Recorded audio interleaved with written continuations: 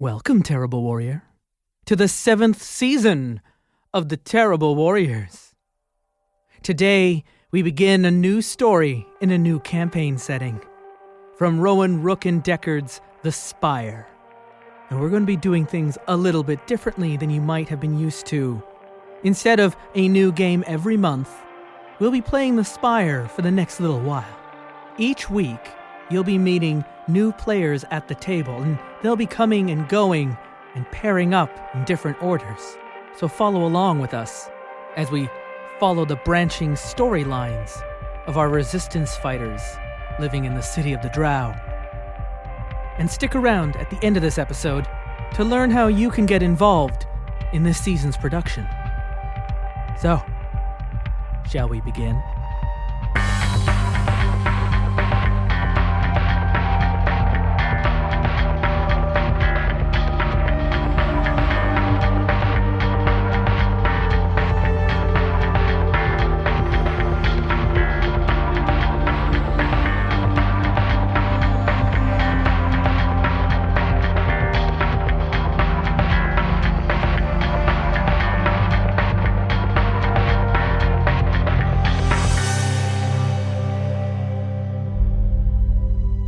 The Spire, a mile-high, impossible city, the ancestral seat of the Drows until a few hundred years ago, when the High Elves moved in, fought the Drow in a war. The Drow lost, and now Spire sits in Aelfir control, and the Drow are permitted to remain, to live, and to work in Spire under elf control. And today's like any other day in Spire. The knights are fighting in the South Docks as merchants move in and out. Not as many merchants as have been, as war in the South, as the campaign against the Gnolls continue, has put a damper on trade as it moves through. But the Blue Bazaar and the holy work of the Azerites continues. And as we move up through the Spire, past the machinery of the works and the din and the smoke and the spire black that burns, all of the Drow who serve their 4 years of indentured servitude, as known as a durance, many of them working their way in the works, laborious and dangerous tasks. Also the printing presses, as news printed out on paper to be delivered by birds all around the Spire to the different communities of news and events and celebrity gossip, and of new works being made by artists, and more decrees of laws and bylaws being passed by the council to encourage citizens to wear masks in the presence of all Aelfir, and that to not do that may suffer additional years added to your durance requirements. As you go through the gardens, and the gardens of Spire are quite different than you might see in other cities of Destra. There's not a lot of soil in Spire, and so the food that is grown is algae and mushrooms and other things that are more akin to being found in a cave than in a tower. And Spire isn't a tower in the sense that you might have had in your imagination. It is a building built on top of itself over millennia. It's impossible in its architecture and its shape, and it should fall over, and it doesn't. And it's so many different styles of architecture, and no one knows who built it or how many may have built it and how long it has been. It was ancient when even the Drow lived here millennia ago. And higher up the Spire is higher up the social food chain as well, and as you go above the gardens is when you might arrive into more the residential areas where people live in the Spire. And of course, those who get pushed out of society at this point end up living out on Perch, a ramshackle shanty town that's literally just roped to the side of the tower. And then further up into the districts of Ivory Row, the Silver Quarter, Amaranth, the casinos, the opera houses, where the opulence and the powerful and the privileged get to live in their walled-in gardens of glass and ice. And then even above that, the cathedral and the universities, the towers of silence, and where the megacorvids are bred and live in their rookeries, and the sky whales that move in to deliver supplies from far away. But it's the day-to-day life of Spire that I find so interesting. The Drow that go about their business trying to make ends work in a city that's working against them. There's not enough sten to go around, not enough to feed your family, so you have to find whatever hustle you can work it out. And, well, Nharus, where are you tonight? You're working a job, aren't you? Indeed I am. What is this place that we're finding you in the middle of the night as gas lantern lighters are moving through the streets, lighting the lanterns as they go, and other kids are still running around and their moms yelling at them to come inside, and the street going on oblivious to the shadow moving in the window inside of a building with all the lights turned out. There is a library of some forbidden tomes that are not open to the public. They're not to be read. It's an invitation only. It's officially a used bookstore, but it's appointment only, and there's a sign out front that says make an appointment, but there's no instructions on how such an appointment can be made. And if you have to ask, well, obviously you're just not our clientele that we're looking for tonight, sir. And I'm not their clientele. And we find inside of this building, under glass cabinets and tomes and books and scrolls and dust moving through the beams of light in the window, we see a character in different cloths and fabrics covering up your face, maybe wearing different degrees of reading goggles that allow for different levels of magnification, and rifling through, and you open up and you have to crack open a box with a little bit of a crowbar, and the nails pop open that look a little bit like Sten, but you don't think about that right now. You're going to get paid when this is all said and done. And you crack open the box, and there it is, right where it was supposed to be. They left it right where they said it would be. Fantastic. And I don't even see any alarms. And as soon as you reach in, as soon as you grab it, you hear a trigger and a whir and like a pressure plate. Ping! And there's a big pulley of a rope is loosed, and it clatters into the ground, and all this glass shatters, and sounds go off, and you start hearing sounds of hyenas barking. Damn. And the sounds of rustling, and whoever's asleep in the room right above you. You hear footsteps on the floor, and something big and heavy scraping across the ground. That sounds unpleasant. I'd best not be here. I begin to run. Just as you begin to run towards the side of the room, you come around the corner, and there, snarling, is a hyena in like yellow, ragged cloth work. Its teeth shining in the gaslight coming in from outside between you and the window on the other side. And as you both stare up, hey little doggy, you hear footsteps coming down the stairs, and you can hear the unmistakable sound of a big musket ball being loaded into a rifle. I'm looking for the nearest window or doorway that leads out of this room. It'll be right on the other side of the hyena. Oh dear, I'm not the most agile person. No, you're not. Well, that's the only choice I've got, really. Mm-hmm. I am looking at there, and then nothing works out here in your favor unless you can think of another thing that might help you. You do have a knack that might help you out today that I'll let you roll for. Yes. But no, you're in over your head. Oh dear. I might try and hide from this hyena in the book stacks to see if I can get away from it. Mm-hmm. Oh yeah, you could do that. Using my infiltration. Mm-hmm. Go ahead, roll 2 d10s. Okay. First die roll of the game. I've got a 5 and a 10. Oh, a 10. So we're only ever looking for the highest number. You never have to tell me what the others were. And a 10 is the sound is moving, but the glistening, and as you're standing and you're looking, it's not moving. It's making sounds, and it's definitely something in there. But then as you look around the room, you see all these other trophies hanging on the wall, and you see stuffed taxidermied corvids and other animals and beetles, and it's meant to deter thieves. But as you reach out and put your hand on it, it's been dead for quite a while now. But not before you then hear the sound of like, "Who's down there?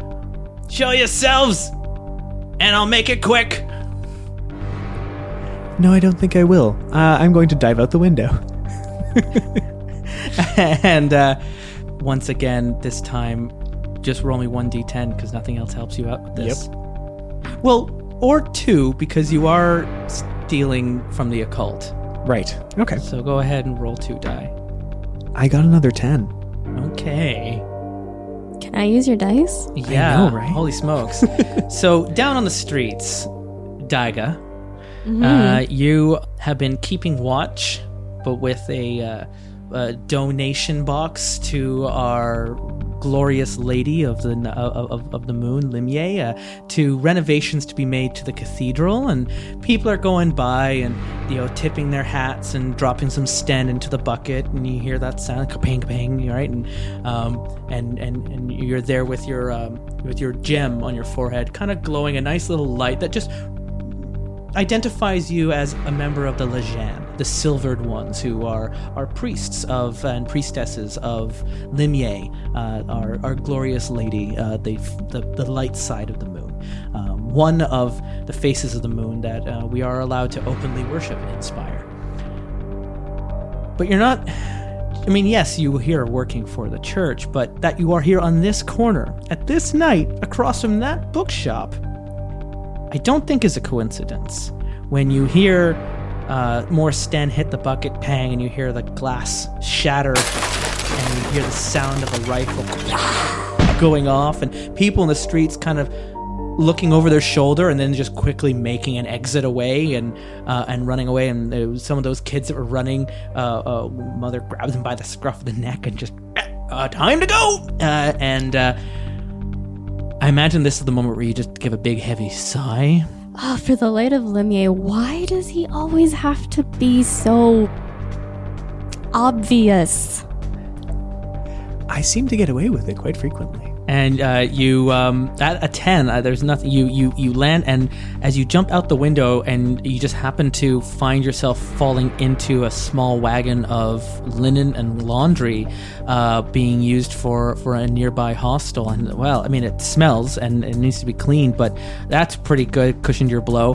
And you roll off into the back alleyway as you hear the sound above and the yelling from the window above, and then right across the street, just out the alleyway, is Dhiaga, the Lajhan, still by their bucket, donating sten to the renovations of our cathedral to our glorious lady. Ah, perfect. I have a donation I would like to make. So you just brush off your shirt and calm, nonchalantly, like iron things down. You're not breathing heavy. You haven't been running. You're doing fine. You just walk out like you're just any other person in the street, and calmly deposit a certain book in a certain bucket. Roll me 2 dice again. Okay. 9. The sound of the musket fire must have scared off anyone else who might have seen this happening, because no one notices this deft drop as you go by. Maybe give a little wink to Dhiaga on the way past. And then she's completely... That's a little heavier than the sound of some sten dropping in as a small little bound scroll is dropped into your donation bucket. And you continue on your way. She's completely stone-faced as Nharus passes her. I'll see you later. She doesn't respond. Mission accomplished. So Dhiaga, where do you go from here? So I don't vacate the corner. I pull out a small false bottom from the bucket that I have, place the scroll underneath the false bottom, place some of the sten I've collected tonight on top, and continue my... Just at the time as the whistles of the city guard coming by and they all start forming ranks, they're knocking on the door of the bookshelf of the bookstore. The door opens and an older man opens the thing and he starts yelling out to the guards, and they come in to search the premises. But no one's paying attention to the Lajhan out there just doing their work for the church. It's righteous work. It's holy work.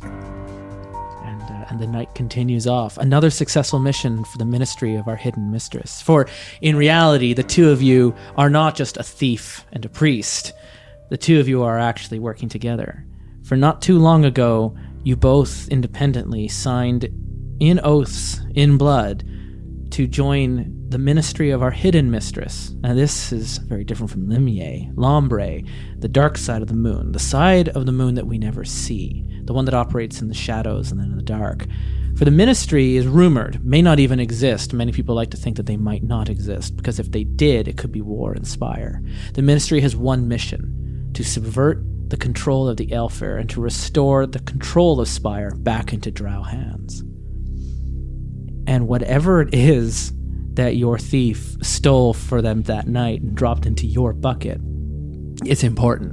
It's important to them, it's important to you, it's important to the future of Spire. And you take that back to your congregation. And that next morning, it's enough people have shown up, and you're there able to hold a little sermon to your group.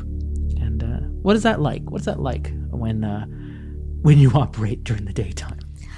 I always feel... It's still inside Spire, so everything's still very much artificial light. We're not worrying ourselves with sunlight. Oh no! Why would we do that? No, that burns your skin. But in here, where we are, let me just have a look. Where in the Spire is our congregation? I feel like this whole thing went down, I think, just somewhere in Middle City. Yeah, kind of that sounds feels about right. Like Ankh-Morpork kind of a thing, right? Yeah. It's not middle class. It's not lower class. It's just kind of getting by. And there's a lot of, this is where the prison hive is, where the wild alleys, lower perch. This kind of gets you into there, the leech canals and the algae farms.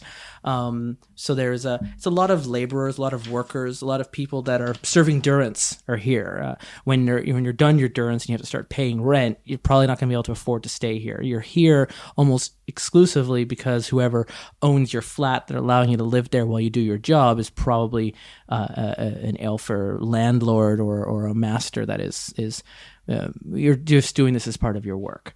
And so the next day you're at your congregation. I am. And they're meeting, and it's a ramshackle group of people. Not a lot of families here in Middle City because of the way durances are.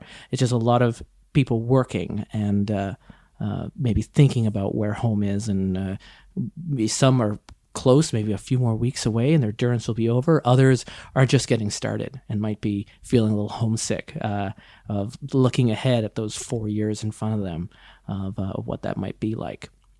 I always feel a bit conflicted when I'm ministering to my congregation. There's so much that I want to tell them and so much that I feel obligated to tell them that I know if I told them, I would ruin everything I've worked so hard for to this point. There's so many truths that we're not allowed to speak here. And it's helpful that you have an assistant who helps with this congregation, another fellow Lajhan. So Francis is your assistant, and Francis is already speaking to the gathering of people. It's your church is actually an older city guard watch that was abandoned or left when they moved into a newer building, a bigger building that allowed them to handle their operations. And you just happen to have a key to the place, and you set up. And squatters' rights. No one's going to tell a Lajhan to get moving if they're holding a nice church there. It's good for the community up until maybe when someone buys the place, and then you'll have to find a new place to go to. But we've been here for quite a few years. The Lajhan that I... Better this than a slum. And Sure. so Francis is already speaking to the group of people. He's telling them about Limier is, why is it only Limier that we go before, our glorious lady? And the answers are more common than you may believe. It because that is the side of the moon that is touched by the grace of the sun. That through Limier's grace and the gift that Limier provides, we as Drow can bathe in the sun without being burned, and we can, for just a time, feel just a glimpse of what it would like to not be among the cursed. And as we continue to follow through with Limier's virtues, we can learn to be better Drow and better productive members of our society. And perhaps in some day, maybe one day not too far, we will allow to be returned into the light of the sun, and we'll be able to walk with our benefactors, the Aelfer, who look out for us and keep watch for us during the day as we work and continue to provide for the Spire. And there's some, people who've heard this before and kind of nod to it, and then he begins to lead through a prayer to Limier and to the goddess and to the power of the light and all that. And you're sitting there just kind of standing, hands crossed, taking that in. I'm scanning the congregation. I'm trying to see who I think looks the most homesick. Not the most homesick, but as you're scanning the group, you see arriving just a little bit late in his flat cap is the young member of your congregation, Donald. And he sits in the back. He makes direct eye contact with you, kind of gives you a nod, and then goes to pretend to pay attention to whatever Francis is saying.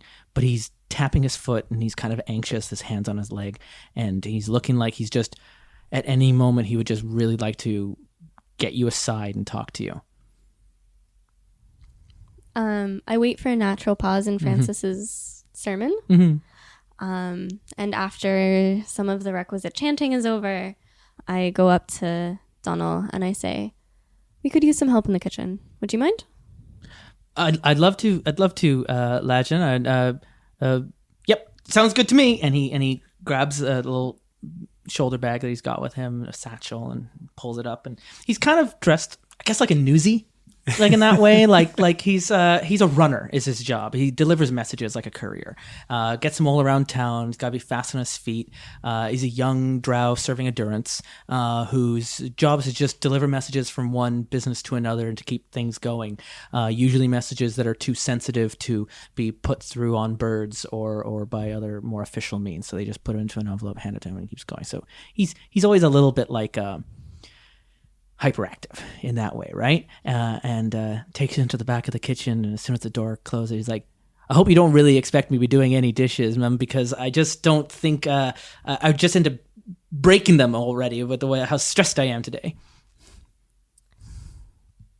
Turn the sink on, put some soap in it. Yeah, so he gets the sink running, and as he does, he's like, "So I brought it with me," and he pulls that satchel up to the bag and sits in there, and he was like, "Just as we agreed on, here it is, all good." You can't be a bit quieter?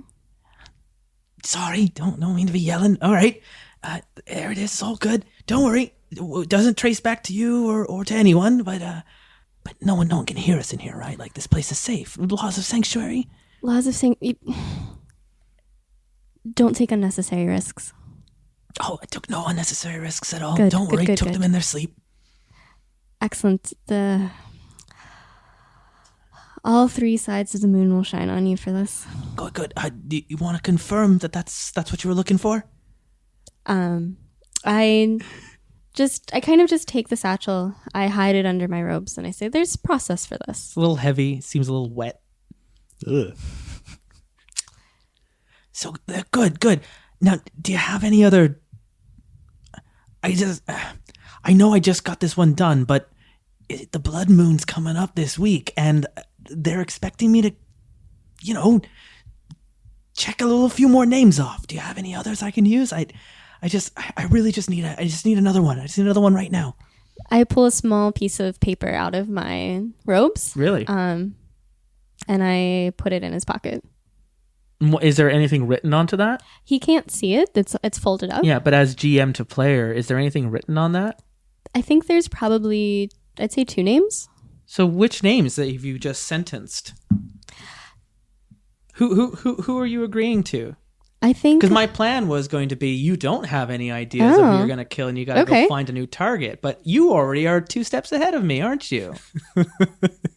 I think I might have yes-anded myself into a little bit of a hole. Let me pull back the curtain for a little bit on this little game of ours. So what we've been playing back and forth is Donald is a member of your congregation who's sympathetic to the cause of the ministry. And one of the questions asked is, what is Donald getting out of this? And we agreed. Donald got himself into a bit of trouble not too long ago. To say the least. signed himself up with a little blood pack with a group of Vigilites who worship Lakole, and this particular sect doesn't really care who, but that you are killing people kind of on schedule all the time. A bit of they don't want to see Spire change control and order. They just want to see everything burn. And the bloodier, the better. And just keep killing people off. So it's just this little death cult, and they expect a quota to be met. Well, Donald came to you going like, you got to help me. You got to get me out of this. I don't know how to change this. I'm just a stupid kid, and I signed up for this, and I'm in way over my head, because if I don't keep killing people, then I'll be the one that will be on that list, and they will count me towards the quota. Which is good news for you, because as a member of the ministry, you don't like getting your hands wet.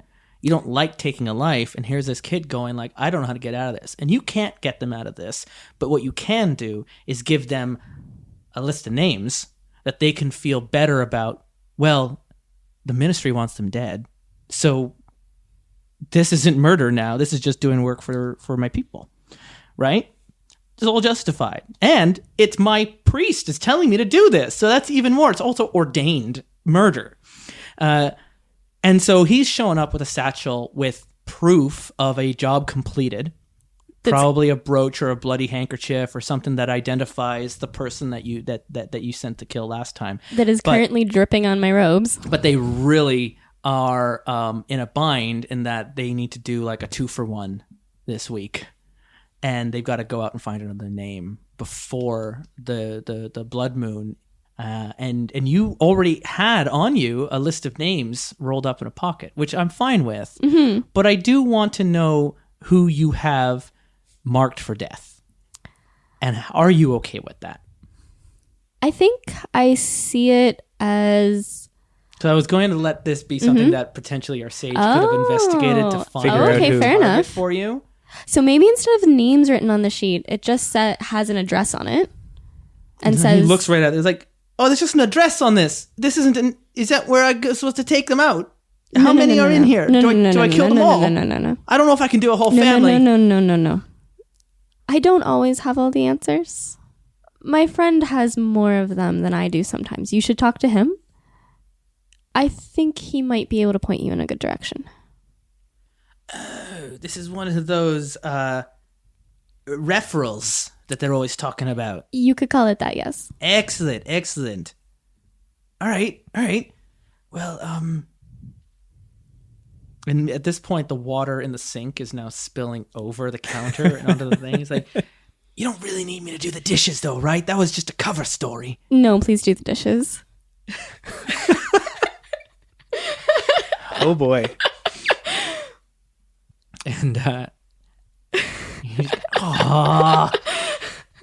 And, and he starts taking plates from yesterday's meal and working it through, and sure he'll do the dishes. And I kind of pat him on the shoulder and I say, and as he does, he takes his gloves off and he's washing blood into the sink. Mm-hmm. Oh, and his hands are a little stained. I pretend I don't notice. Mm-hmm. And I say, thank you. You're doing the Trinity's work. Is there anything else you would like to do? I think that's a good scene here. Yeah. Where what we could do is then cut ahead to later that afternoon. Where is Nharus? Where would he typically be? Where do you? Where's this address that Dhiaga just gave Donald? Because he's walking down the street and he's looking at the name and he's looking up at the street signs and the markers and he's going past someone who's trying to sell off another trinket of warding and I feel like it's not an actual address. It's the space between two actual addresses. Yeah, it was 133 and a half. 133 Drexel Street, and but it goes 131, 135. There's no 133. Nope. It's just a small little crawl space. And he's looking to the left, looking to the right, and Donald even stops and he goes up to the vendor who's selling off wooden dolls of a new fad religion from Pilgrim's Walk of there's a whole list of all right. Spiritanism. So Donald's going up, and there's this vendor who's trying to sell off a new doll of a holy saint of Spiritanism. It's highly scientific, sir. It's the Spiritism ward. It will activate whenever you're near a demon. Should it turn to cinders in your hand, it means a demon is nearby, and you should run for your life if you aren't already on fire. And that's a joke I have actually lifted directly from Discworld, where it was a demon warding amulet made of wood that should the amulet ever burst into flames, it means a dragon is nearby and it has lit it on fire. Right.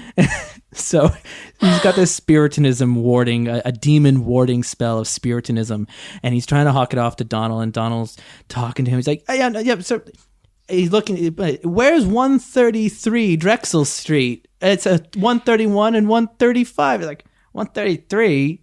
What are you trying to do, kid? He's like, that's what you get for taking a number of a strange lady at night, right? Sorry to break it to you, kid, but I don't think she's going to meet you here. And he picks up his cart and he just starts wheeling it down to the next person, going, Spiritanism, demon wards. Spiritanism, demon wards for sale. So this old huckster, and Donald's kind of looking at it. And is there an indication of weird something that would get his attention to go down this alleyway? I feel like something's just a little off. Maybe there's the sound of distant tinkling bells, just like chimes coming from this little alley. What if it sounds like jazz? Yeah, I'm into it. Okay, just like music playing, like just that lonely saxophone. Is that a music? And he gets in, and he's got to go like chest to back, squeezing sideways into it. And he's a kid, and he's like, going. And then just as he gets to the very end of the alleyway, and he's feeling like he can't go anymore, he pushes a little bit further, and he lands on a carpet.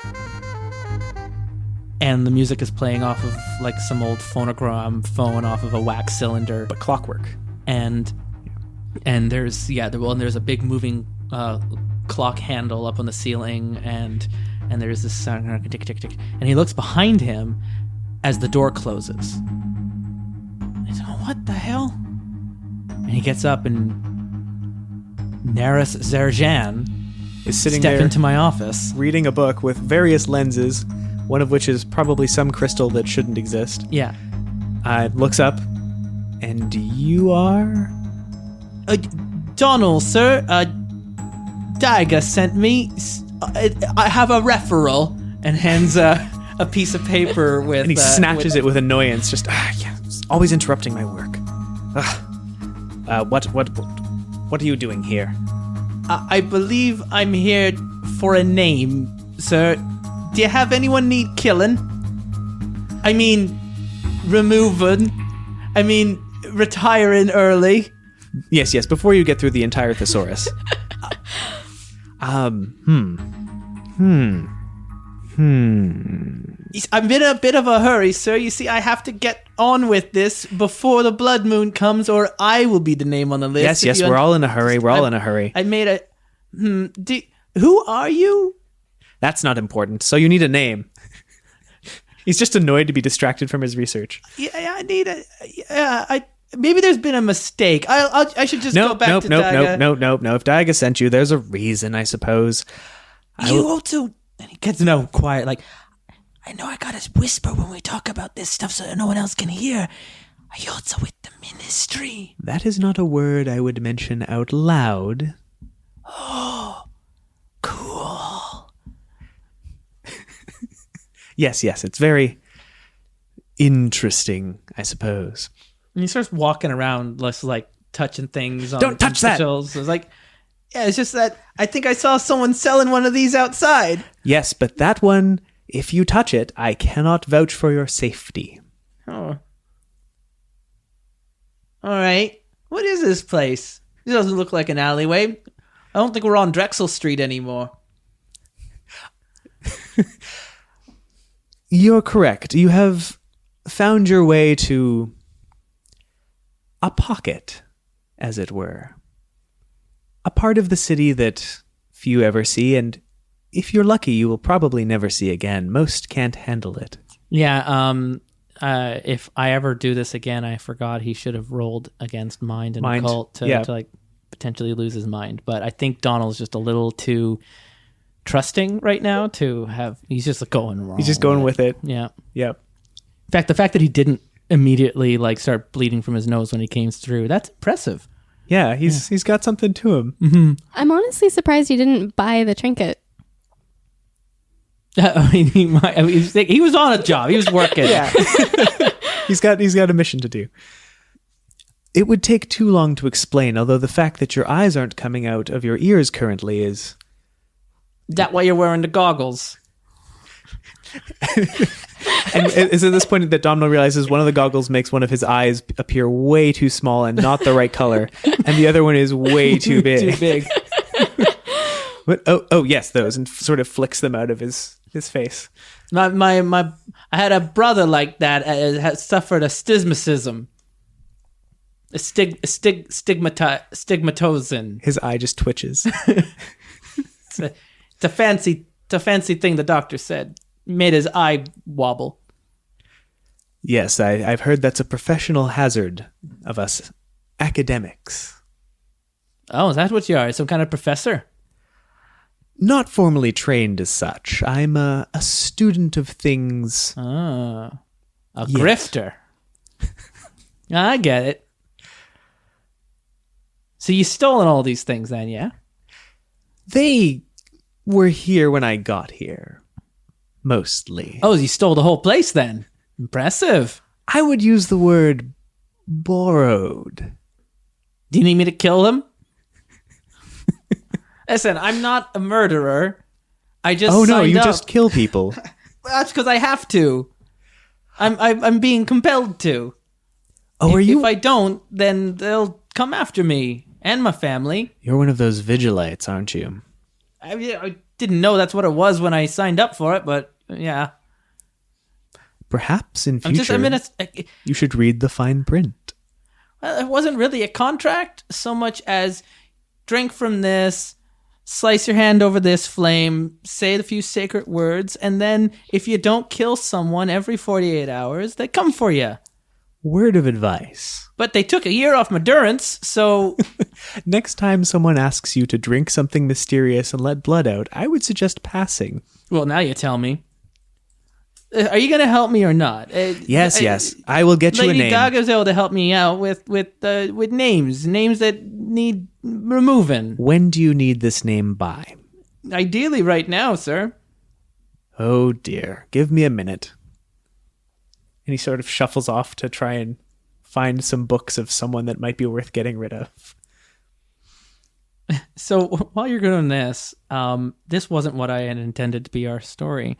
When Donald left to go find Nharus, Francis comes to you and says, Sister Dhiaga, a gentleman's asking for you by name.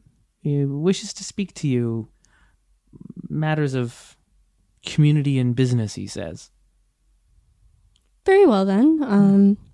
Please send him to my study. Yeah. And what does your study look like in an abandoned city watch guard post and an ad hoc improvised church setup? So, towards the back of the kitchen, I've kind of put up some curtain rods, basically. Yeah. They kind of rope off a corner. Yeah. And I've draped some very elaborate drapery from them. Yeah. And so it's a bit of a corner of the kitchen that looks a bit more elegant. Yeah. It's the than pantry. The rest. It's the pantry. Yeah. It's the pantry. I'm in the pantry. I've lined the pantry with books. Yeah. It's my study now. Yeah. And while you're sitting there you've got like maybe a little oil lamp burning a nice warm light over the room. A gentleman comes through and sits down and starts to tell you of he's looking for your help, and he understands that you're involved in helping members of the community when they have nowhere else to go. I take my responsibility to my flock very seriously. Yeah, but I'm not talking about your responsibilities into your flock. I understand you're part of when there's other things that need to be doing that you don't want to be seen in the light of the moon, you know what I'm saying. I give him a very displeased face. You turn me into the guards if you want. I've got nowhere else to go. You're the last stop, and maybe you can help me out. It's my dad. He runs a toy shop here in the city, just down the road, and they're saying he was selling heretical works of the Hollows or something. He'd broken laws, and he's looking at durance, or he's looking at, I don't know if they're gonna kill him. I haven't seen him, and he's all I got left, and it's just not fair. He's a good man, sister. He makes toys for kids, works in some of our stories and our history into it, but nothing illegal. The crimes they're putting him against, they're made up. And I've heard rumors that you help with this sort of thing. Rumors are, take from them what you will, but I do have an obligation to my flock, and I do have an obligation to keep the ways of the Drow alive. And I'll see what I can do. It's the worst part is it's the guard who arrested him. He's going around calling himself the Harvest. Like he's some kind of elfer with one of his fancy names. But he's the new captain in town, and he's turning my dad now into some kind of an example. You know what he does is he gets people declared legally dead by the morticians, and then he arranges to have their burial up in the Towers of Silence, where they're hung up to be eaten by birds, but they're all legally dead, so that's just how it is. I can't let that happen to my dad. It's very difficult for Jeth can kind of see Dhiaga's expression almost change. It's almost imperceptible. Mm-hmm. She's trying very hard to keep a neutral expression, but there's this rage behind her eyes that she can't quite contain. He's been terrorizing the business owners, saying that we got to be wearing masks in public, and we have to be paying taxes to the Elfair, and we can't be telling our stories, and we can't even make our own toys. He's been making these toys since he was in the homelands. He came here during the war, and he set up shop, and he's just making toys. If we don't have our stories, what do we have? I'll look into it. I don't have much, but... And he has like a bag of sten that he's brought with him. But a donation to our hidden mistress. Dhiaga puts her hand between her eyes on the bridge of her nose and just says, "Quiet, quiet, quiet." She puts her hand on top of his hand that's currently holding the money. Mm-hmm. You and your family need this. And I will see that justice mm-hmm. and balance mm-hmm. and honor is done. And she removes her hand. He takes the bag and he puts it back into his pocket, and he just kind of thanks you, and he works his way out. So you've got one kid who's looking for someone to kill. I do. And you've got someone else he doesn't even know if his dad can be rescued, but he's pointing out, there's this district is being terrorized. So by a guard captain of all people. Of all people. Of all people. So Dhiaga starts knocking on closed doors and closed windows in the church.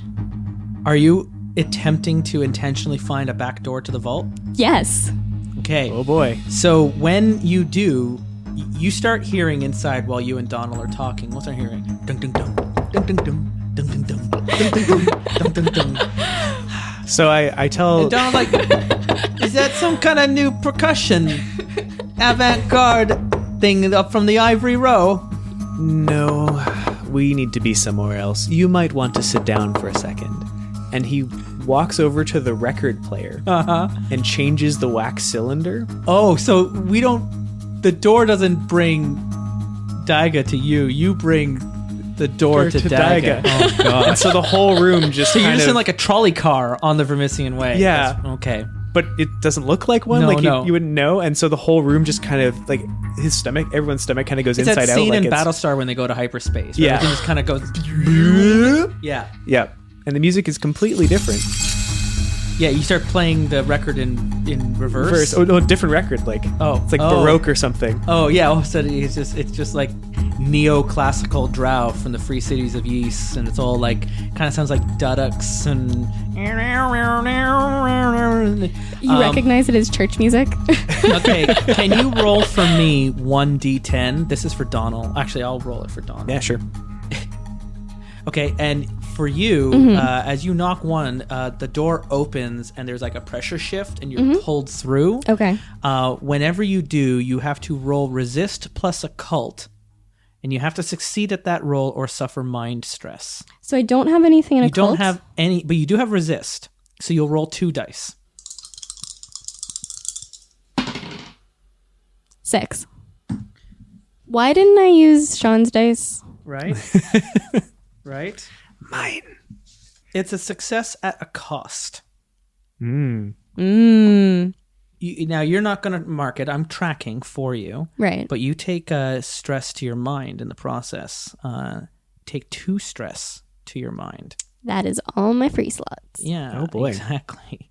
I don't like having to do this. I will, but I don't like it. You get used to it after a while.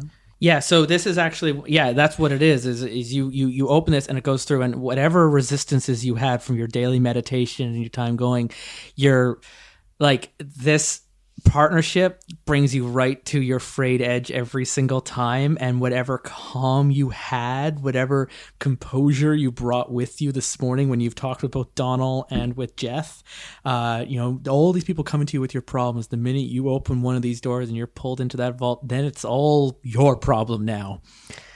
And so as Dhiaga comes into your office For now. Donald is over his knees throwing up onto the ground. Just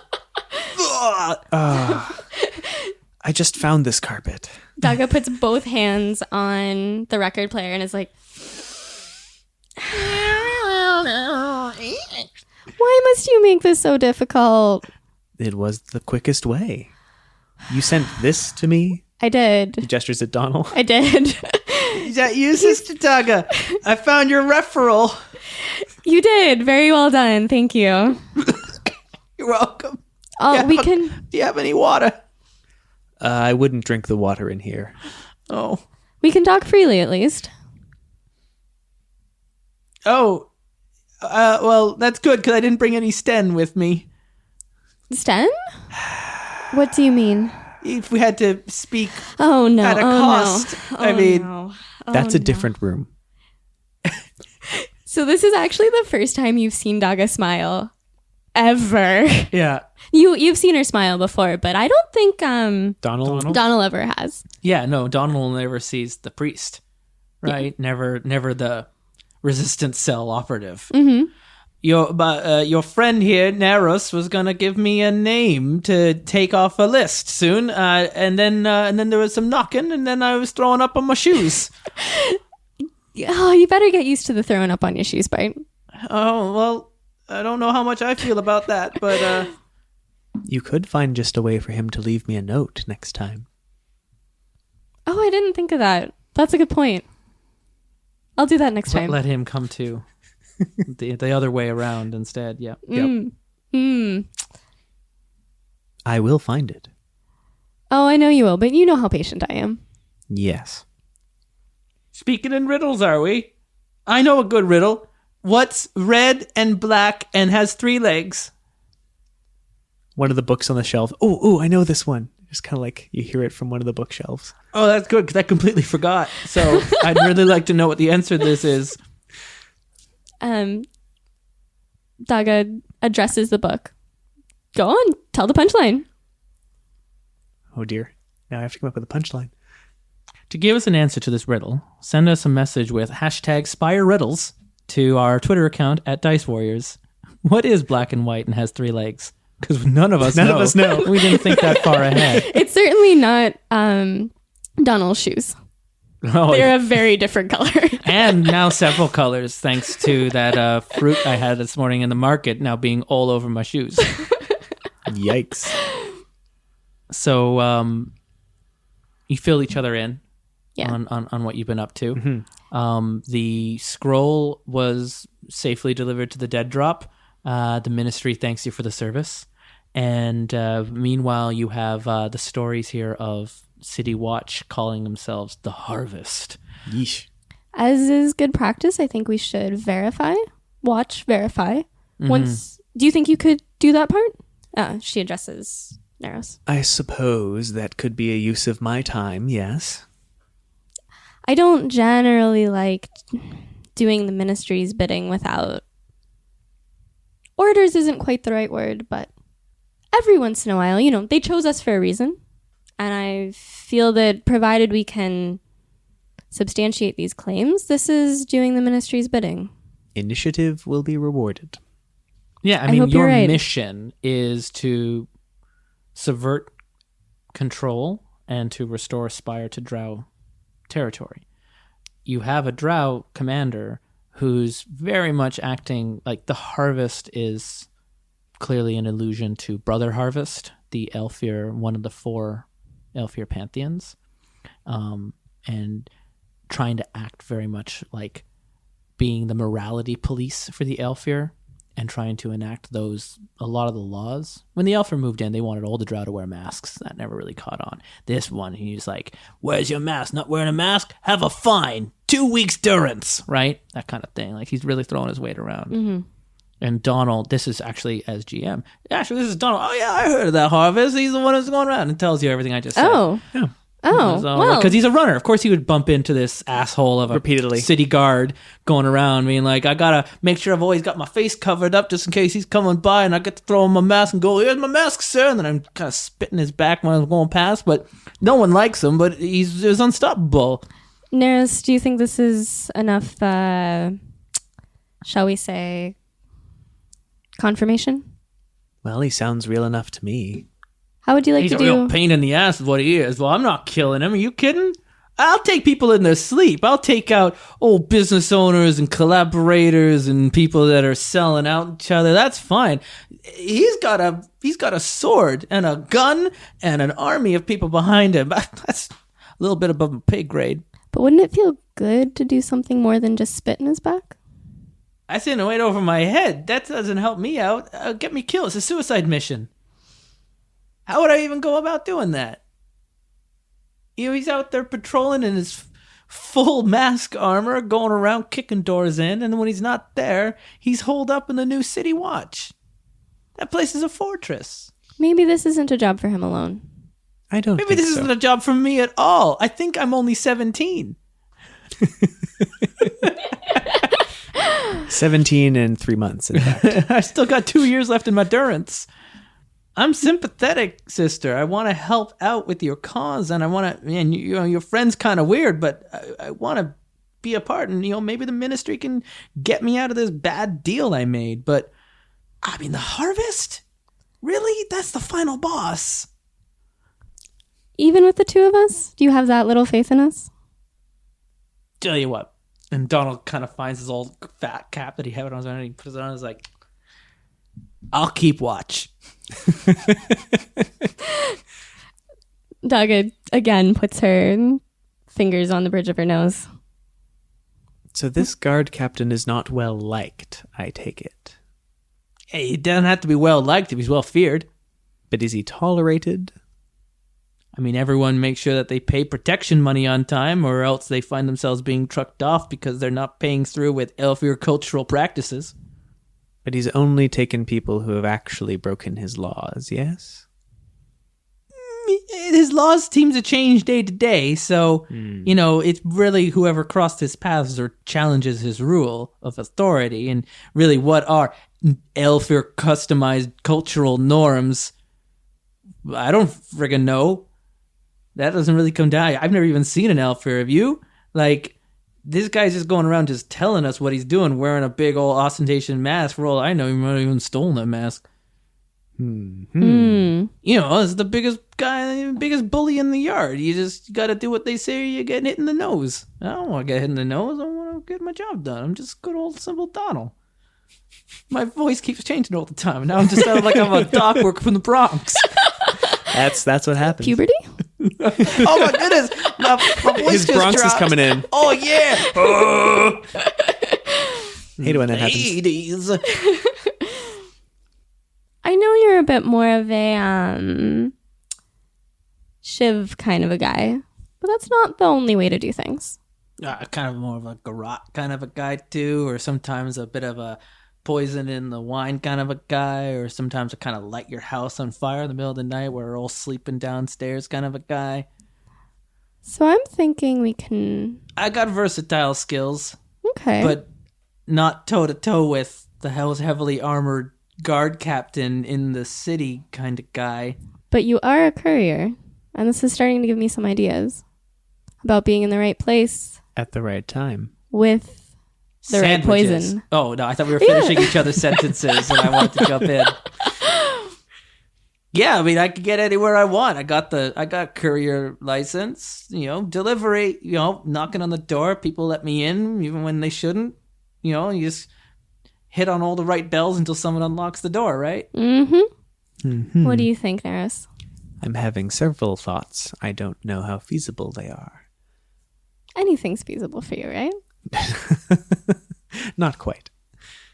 Not quite. I'm trying to figure out a way to make him more hated, if possible.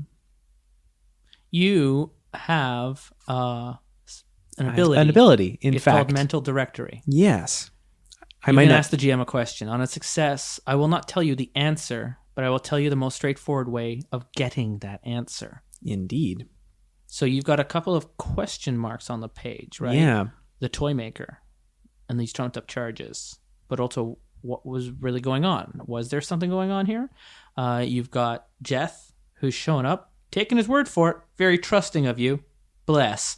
And then you've got the Harvest, who's going around, and Donald's verifying, he's just terrorizing people, being a real pain in the arse, and just being just like a corrupt law enforcement officer. Right. And making sure people are paying off protection monies and all that kind of jazz. So you've got any kind of questions that you're coming up with. There's a bunch. Yeah. But this is only... but I can't use it repeatedly. Well, no, so. you roll investigate plus a cult. Ask the GM a question. So you'll roll 3 dice. That's not bad. Yeah. All right. So I guess my first question would be, I guess we're going to ask about Jeth and like his story and his... So I guess the question, I have to phrase it correctly.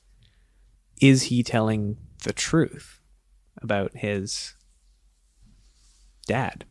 Mm-hmm. So I'm going to roll 8. So in order to find out if he is telling the truth about his dad, you will have to go and investigate the toy shop. Okay. It's still there. It's all boarded up. Donald can show you the way. I think I even delivered a few knickknacks there. Makes all his stuff on site, so he's really just looking for wood. And wood's kind of hard to find in Spire, so you got to go down to the blue market, work with an Azurite or two, and boy, those people always asking for a few more coin, if you know what I mean. Next question.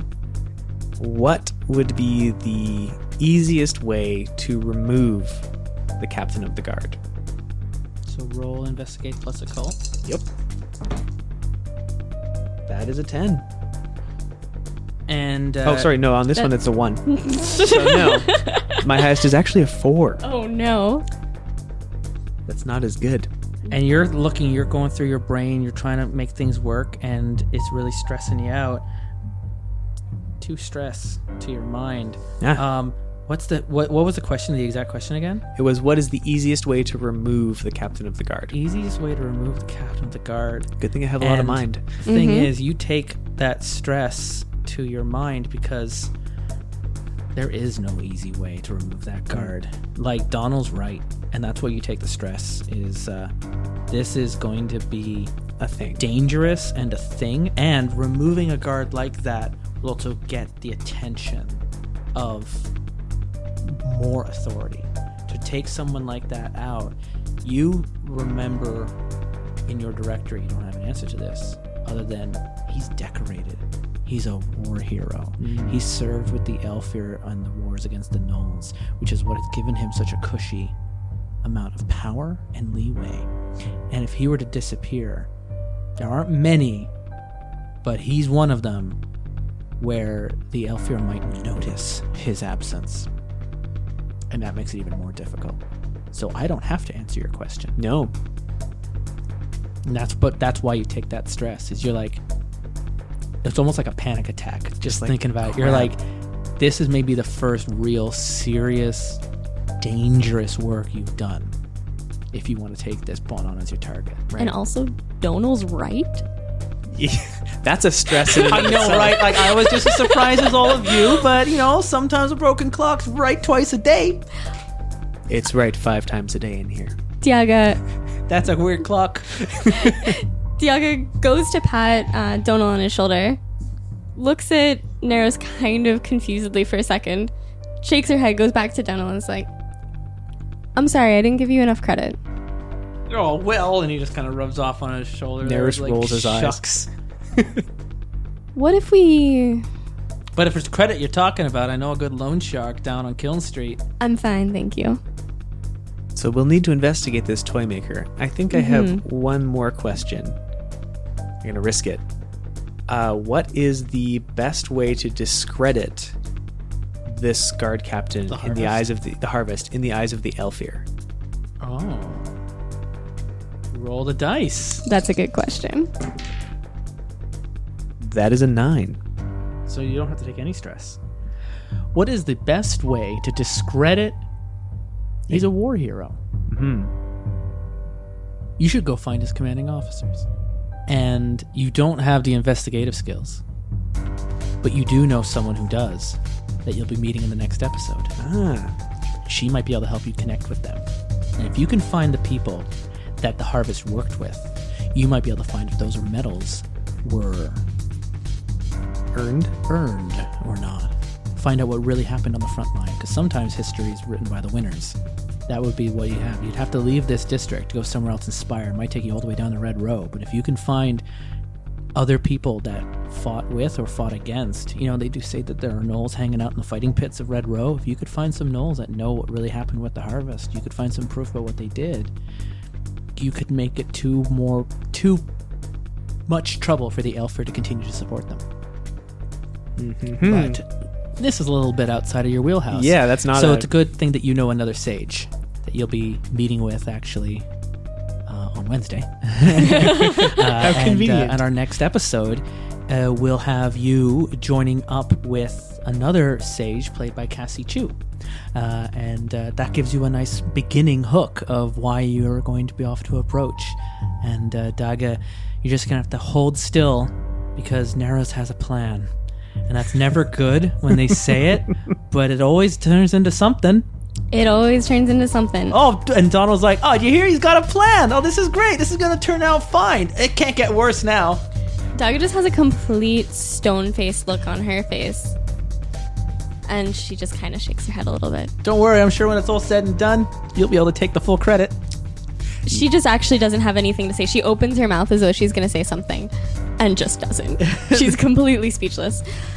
Nharus just says, she sure can. Just nods sagely. Just find the biggest glass of whiskey you can find off of the bookshelf and just start drinking from the bottle. That's never a good idea here. And that's when you like, Oh no, all right, that could be really delicious. You don't know. it's time to get off the trolley because next stop Yeah. is Margaritaville, and you're going right up to the record player ready to change it to a new song. And Donald's like, oh, we gotta get out of here. I think that's where we'll end it. Yeah, that's a good. It's a little bit of like setting the pieces on the game board and getting our investigation going, and it ties up nicely. I just happen to know in advance that sage has an investigative skill to investigate NPCs. Oh, perfect. And so that's the one thing that other sage has. So we'll meet her. Probably sitting around in a library somewhere talking to Toby, her magister that works for her. So that's what we'll find out in our next episode, what we'll be doing. For now, I have been the GM of this game, Justin Ecock, and playing the role of Dhiaga, our Lajhan, is Joe Drummond. and playing the role of Nharus Zerjan, our Vermissian sage. And Sean Hunter. And until next time, we'll meet you back here at the Spire. Be good to each other. Bye. Bye. Bye.